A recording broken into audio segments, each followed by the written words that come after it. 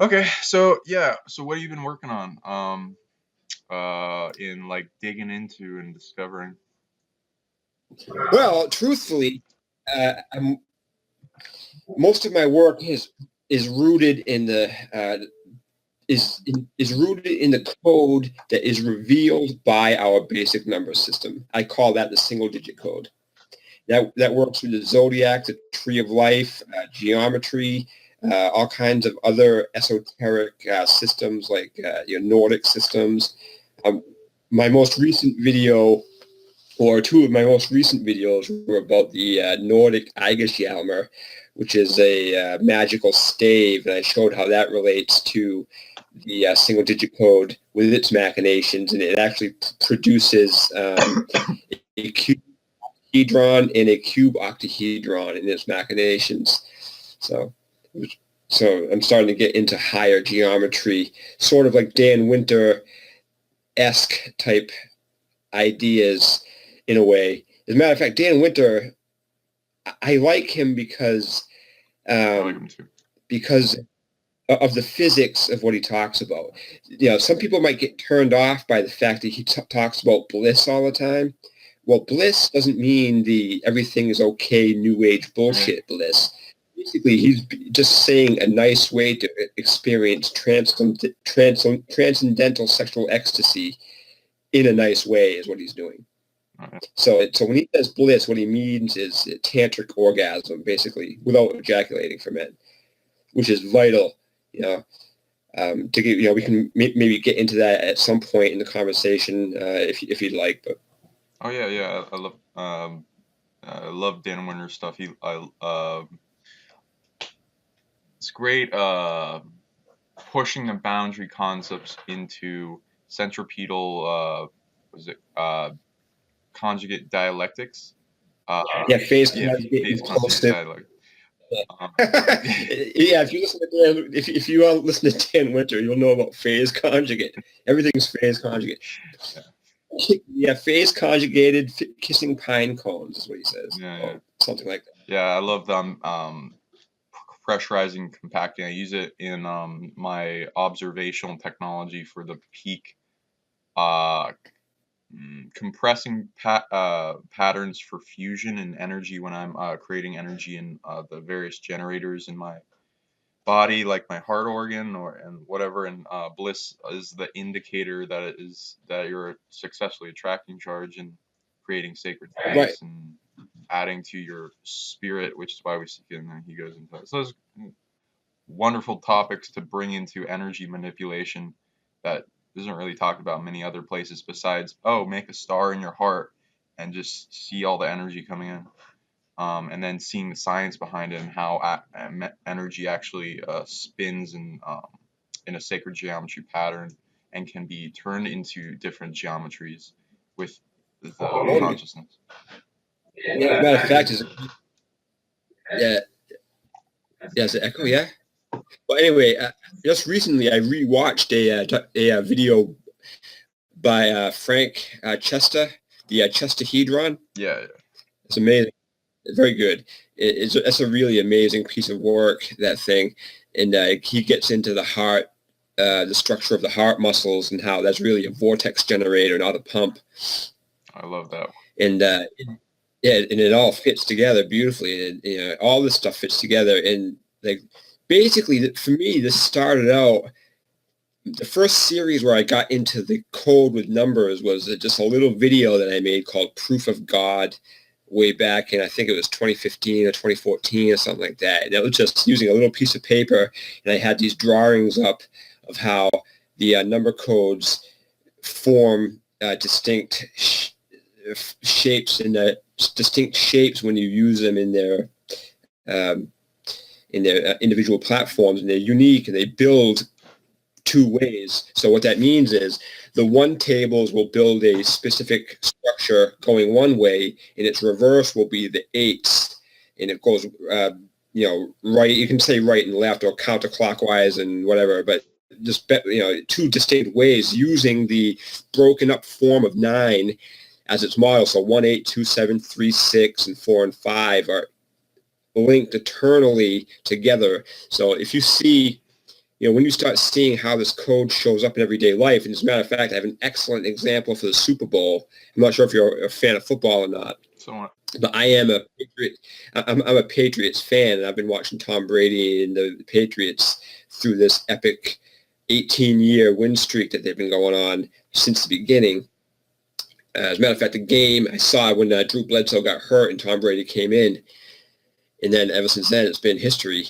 But as you know, Tom Brady is number 12. Okay, his jersey is number 12. Okay, and there's a shit ton of symbolism that goes along with that. I mean, 12, Jesus, all this shit. Tom Brady being the golden child. Tom Brady is even a Leo. But now here's the thing that happened. It wasn't Tom Brady that lost that game. As a matter of fact, I was talking to a friend of mine, and he said that Tom Brady in that game had the best game ever for a quarterback in the history of the Super Bowl. And the Patriots put up more points than any losing team in the history of the Super Bowl. So that was not Tom Brady's loss. The loss is because Bill Belichick took out one of the key defensive players and disrupted the defense, and the defense was getting exploited. The defense couldn't make a stop to save their life, despite Tom Brady's efforts, is what happened. And the player that was taken out of the equation was, I can't think of it offhand, but his jersey number is 21, and that, of course, is the inverse of 12. And the true tree of life has a powerful link with the numbers 3, 12, and 21, as I get into one of my most recent videos, Mystery of the Pentagram. It shows that, see, one of the things I deal with in my videos is I love exposing the fraud that is the Kabbalistic tree of life. It's one of my passions because it is the root of it is one of the roots of the problem in society that we live in today, is the the perversion of what was once powerful esoteric knowledge. And we see that, with Christianity's perversion of the pagan cultures of Europe. Islam is a perversion of what was the Arab world, and even atheism is a perversion of the intellectual world. Well, Kabbalah is no different. Kabbalah is Abrahamism for higher esoteric knowledge, and it's a perversion of higher esoteric knowledge. But the beauty of it is, when you figure out this thing that I call the single digit code is the matrix of esoteric systems. If you build your esoteric system, doesn't matter what it is, and it's congruent and it harmonizes with the single digit code, it's going to be a naturally sound system.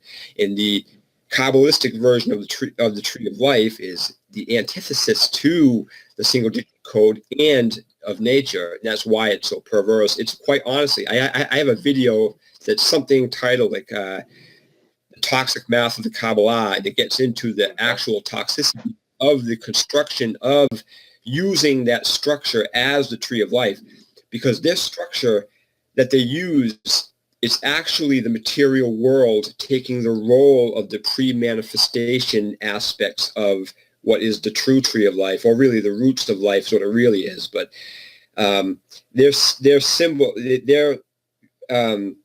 structure using the number code that they use is actually the material world taking the role of Godhead.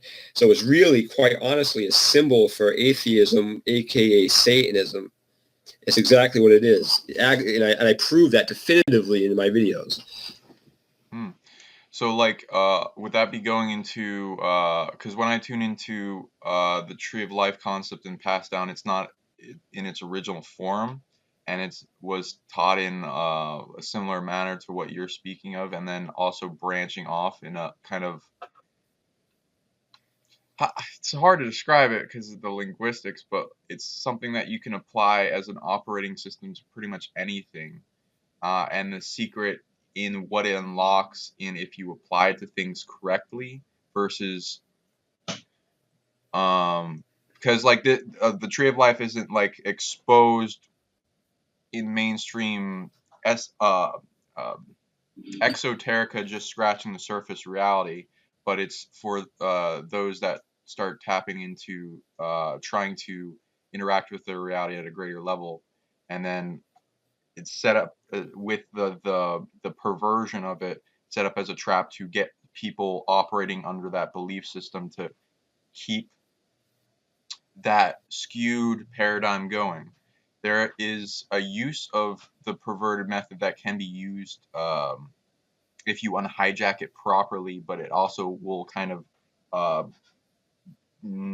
what's the word? Gatekeep you from greater use of it because it doesn't sync up with everything else as much. Right. Exactly. Well, yeah. Yes.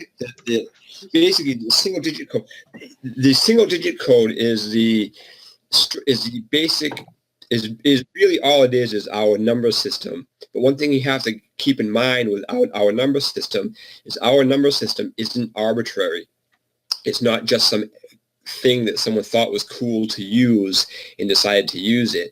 It's the harmonization of a natural matrix that exists everywhere at all times. And all you're really doing is throwing ones at this matrix, and it reveals itself as 9. So, some people think mistakenly that the number system of 1 through 9 is an arbitrary construct that man made just because it sounds good. But that's definitely not the case, and that proves itself definitively over and over again in how it, as a matter of fact, the single digit code is Fibonacci.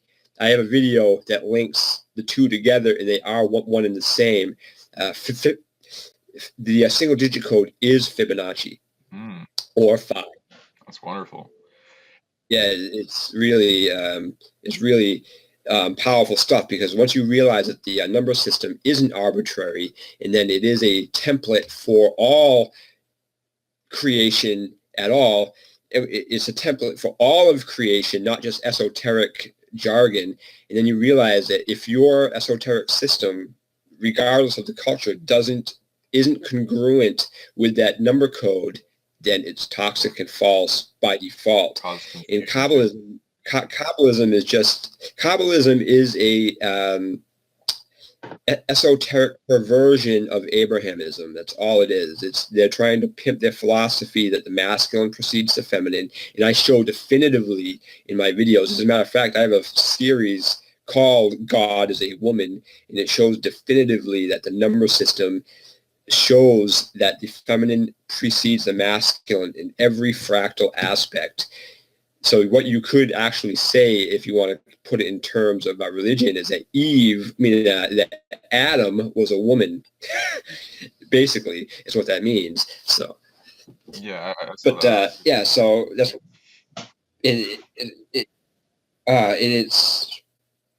but that's a really big thing. That's a big understanding, because the feminine aspect of creation precedes the masculine, and this goes down to the level of the womb of Kundalini, where everything sets up. Kundalini. Basically, people might be wondering, what is feminine exactly? What is the feminine principle? And when you get right down to it, the feminine principle is the principle of beauty. So the Kundalini shows up in the body in many ways. Different names for it. You can call it anything you want: Kundalini, Chi, Prana, Orgone energy. There's so many. Anytime someone gets serious and starts talking about the subject, most people make up a word for it.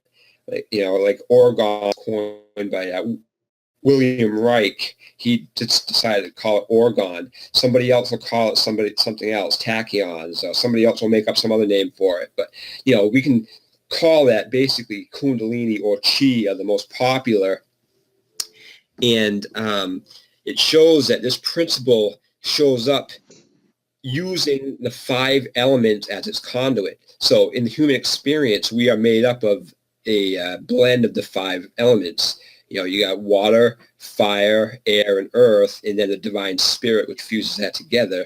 And that is also shows the powerful 4-5 link, which is a very powerful link I get into in my videos. But so when Kundalini filters through the element of air, it comes through as natural genius. When it filters through the element of water, it comes through as wholesome, healthy love and emotion. When it comes to fire, when it's filtered through the element of fire, it shows up as passion and a drive to do.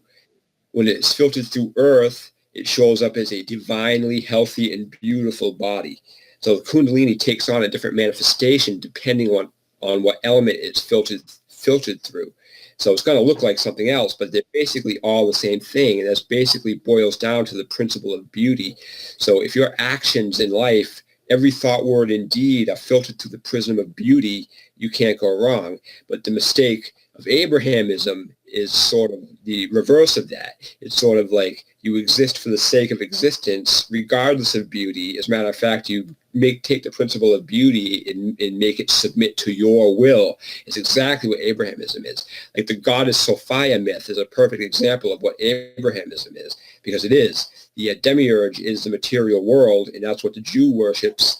And the feminine principle of beauty is their enemy. That's why they go through such great pains to demonize women and make women the enemy, because the masculine wants to be the number one force, when in truth, the masculine force was always and only ever meant to be a servant for the greater feminine.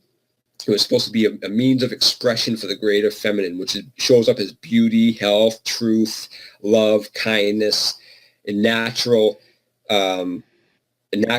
emotions and feelings that are wholesome and engineered toward the idea of perpetuating beauty. So if you live your life and you have that filter going on in your mind, and where every thought, word, and deed is engineered and designed to be a aid to the continued expansion and idea of beauty, then you know you're doing wholesome, good things in the world. But once you start deviating that, once you start forgetting that truth, and then you start, greed sets in, and all these other negative traits set in. That's well put. Like going into how I'm also trying to decode the body and the esoteric anatomy and the tree of life in its unperverted way, and universal remote concept for my body and the different aspects of it, to see what I can bring to its fullest in technology that has been used in mystery schools, not in the best sense because of their perversion, but like sometimes in little sections where they've been able to figure out the code and unpervert it, such as with beauty and different concepts of our creation of the multiverse. I'll usually go and work with tracking back the different essences of our reality. Some are older than others, such as beauty, which is a very encompassing experience for many beings, in a consciousness that flows throughout the multiverse that is very feminine in its polarity. That goes back to like the fire's creation in like the first universe, and is a consciousness that's worked and permeating through all aspects of beauty, that is really sought upon. And this is very perverted now. Most of what we're coming in contact in this reality is in some way, shape, or form some type of perverted beauty. So we never get a understanding of it at its purest essence. That's what a lot of the reality is flipping. And so if we were to take the concepts that we know from the Tree of Life and what you're teaching, and older methods of these orbs that can be symbolically represented as mystery schools, singularity points, portal vortexes, and stuff in our body for activating our greater connection balancing system with, sorry, cat, beauty, and going throughout that and traversing that mystery school to attain greater beauty in our self and our reality, and permeating a new concept of it with whatever we do that isn't seen much of anywhere else. As an example, and then other types of energy too.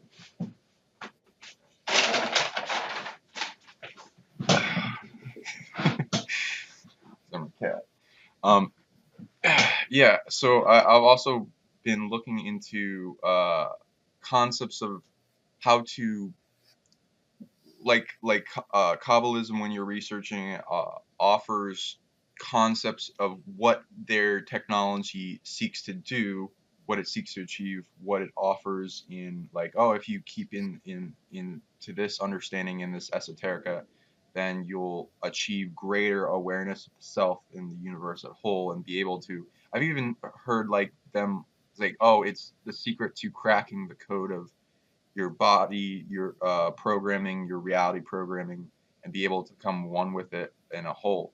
Do you know much about these concepts? And I'd love to like work with you to start cracking that code too, if you want to. Well, the thing, yeah, no. Well, the thing is that Kabbalism itself is remember it's only perverted by the Abrahamists. I'll say Abrahamists. You know what I mean? Just to keep it whatever.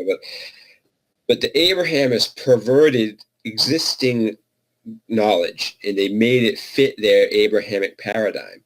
So what that means is not every aspect of Kabbalism is necessarily false.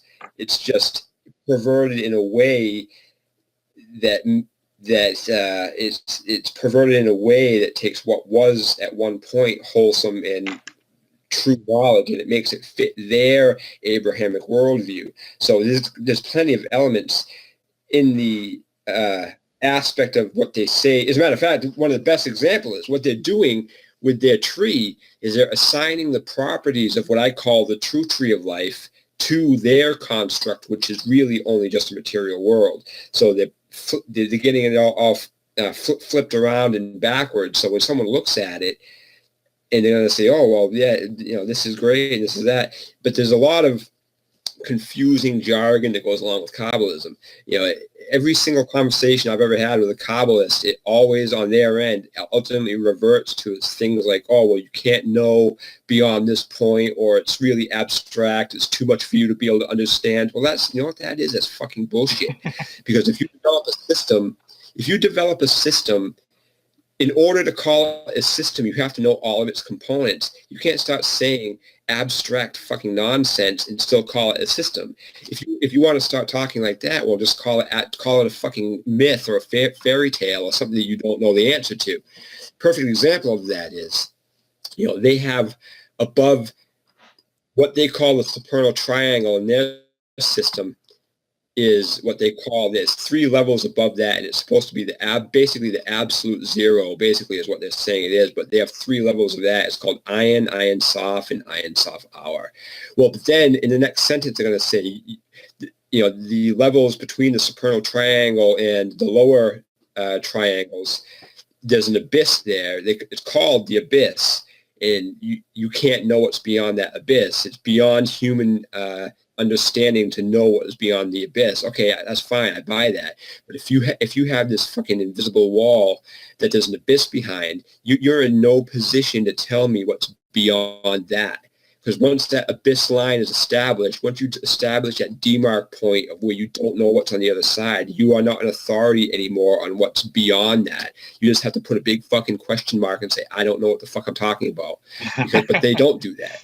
Right. They put beyond, it's called Ayin Sof and Ayin Sof Hour, and that's supposed to be the absolute zero. Well, the beauty of that is when you use the proper number code of the true tree of life, and that's the biggest difference. See, the true tree of life uses the number code of 0 through 9 for the 10 Sephirot. And the jewel of creation, which is what Malkuth really is, uses the numbers 1 through 9. And all that is the machinations of the numbers. I have a video that's called The Single Digit Code, The Paradox of Zero, and all it does is show you the truth of what's going on with the number system. I always say, if you were to write the numbers out from 10 on, one on top of the other, like 1 is 0, like 1 on top, 0 on the bottom, then 1 on top, 11 on the bottom, you know what I mean? Stack them on top of each other. It shows you what's really happening with the number system. And so the number system always perpetually repeats 0 through 9. So the single digits go 0 through 9, and then you jump into the 1 group, which would be the tens, and then that starting with 10 to 19, that goes 0 through 9. Then the 20s will do the same exact thing, 0 through 9. The 30s, the same thing, 0 through 9. So it's always repeating 0 through 9 all the time. And then what happens when you reduce all those numbers together is it always forms 1 through 9. The 0 then leaves because the 0, and basically what the work boils down to in a nutshell is the distinction in ever-pervasive line between 0 and 1. Because what a lot of people, what it's common in New Age circles for people to always talk about is oneness. You got to kill your ego and return to oneness. Well, from our perspective, 1 is 0. And the real 1 is actually 2. And the reason I say that is because from our consciousness, from our perspective as a conscious being, it's impossible for us to know what true 0 is, because as so long as we are conscious or a 1, we can never know what true 0 is. And nothing that is conscious can ever know what true 0 is. So the idea of 0 from our perspective turns into 1. And because of that, what we think of as 1 is really 2. So 0 and 1 are sort of I call it 0 and 1 is the Shakti aspect, and 1 and 2 is the Shiva aspect. And this shows up beautifully. In one of the beauties in the work that I do is that all of these separate constructs that I have, I mean, I've got I must have close to 45 to 50 videos just on this topic alone now. It just turned into something that just exploded. I mean, the end of 2016 and all of 2017, and so far I got 5 or 6 videos in 2018. This information just went crazy. And it all started because I didn't like the Kabbalist answer for why the feminine principle was put in the third position. I didn't like the fact that Binah was put in the third position. That to me didn't make sense. And I wanted the answers to that. And then it was in the discovering of that, of figuring out why they did that, all this information came to me. And then it's just taken on a life of its own long, long ago. But I can honestly, I even say this in some of my videos, that I have, and what I say is, I don't say I destroy Kabbalism, because there's too much information in Kabbalism to be making that statement. You can't really say what's true and what isn't, because they perverted everything. Who knows what's true? Who knows what's been distorted? But what I can say definitively is that I destroyed the foundation of Kabbalism, which is their version of the tree of life, and I do it in a way that is 100% irrefutable. And here's one of my favorite examples. This is the knockout blow just by itself, but I have so much more than that does it, but this is definitive. The middle pillar of the true tree of life, remember, which is 0 through 9, when you add up the numbers that reside on the middle pillar, it adds to 22, and that's a very important number in Kabbalah, and the tarot as well. The tarot trumps are comprised of 22 trumps and 22 connecting pathways between the sephiros, very important number. So when you add the numbers of the middle pillar, it adds to 22. But when you multiply those same numbers, it becomes 360. So it's telling you right there with the machinations of the numbers of the true tree of life that is the proper code. And there's so much more than that too. But I mean, nature is speaking at that point, because there's no way that you're going to have those two numbers show up in the middle pillar, especially 360, and then tell me that that's not right. And there's a lot more to go with that too. But all it is the machinations of what is revealed by our number system, because the number system only reveals an existing code and matrix that is always there. It's not like, man, it's just revealing what exists already. So when I'm tuning into your words, you have a lot of weight carried in on your words, of codes of information that your spirit has accumulated in many lifetimes. You're like a record keeper. You have libraries of books in your DNA. You've had all these existences, and you still have a bunch of existences around the planet. I'm not sure if you want to go into that, but you have this version of you that's aware of you, that's bleeding over. That's still existing, because it's gained life extension technology, and it's a reality programmer, a body programmer. uh, realm jumper that I'm adding titles to describe it. It's like the concepts that I come into. It's a dragon reality programmer, elemental programmer for the planet. It's here. It's in many versions. So like there's like concepts we call like dragon lords. And that's funny that like that goes into with your title, and a lot of that is bleeding over. You have like a huge like relationship with the tree of life of this planet and your body, and you're able to in that version that you're anchoring in this life, and I think are you planning on living for a long ass time because of what you unlocked this lifetime too?